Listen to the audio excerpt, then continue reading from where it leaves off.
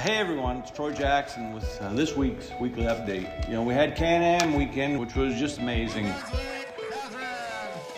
We kicked it off with the Zipple School, the 4th grade elementary class, where we had just an unbelievably great time.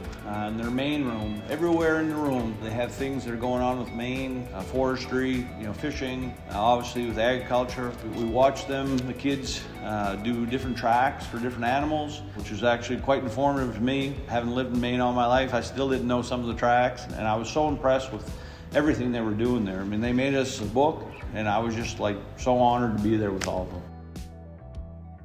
So later on Friday, actually Friday evening, we held another town hall at the University of Maine in Fort Kent. It's been our first, for a while now because of the pandemic.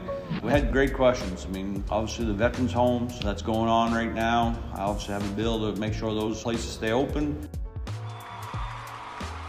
Talking about the university actually getting a legal services center on there. But obviously what I expected and what did happen, which was the biggest thing by far, was people talking about the challenges with electric rates, heating costs, what's driving that, the problems that people are experiencing. I mean, St. John Valley and Russia County is no different than the rest of the state. I mean, except sometimes we get colder weather. People are really struggling with these higher rates. Knowing going into that, we'd already had some ideas, but certainly that cemented it. We rolled out a plan to actually try and help. As the cost to heat homes this winter skyrocket, Democrats in Augusta believe they have a plan to help. It's clear that Mainers are desperate for relief, and I don't blame them. The bills proposed by the delegation hit different aspects of the energy market. One would give one-time tax credits to certain electric users, while another helps cut down on so-called red tape when it comes to distributing financial assistance for those who can't afford the rising cost of heating oil. There's also legislation to create a group of stakeholders tasked with studying future increases in utility rates. That's why it's so important that we work together from multiple angles to do all we can to bring energy rates down. So I still imagine there's more things. We have other thoughts. So like I said, people are calling in with problems that they see.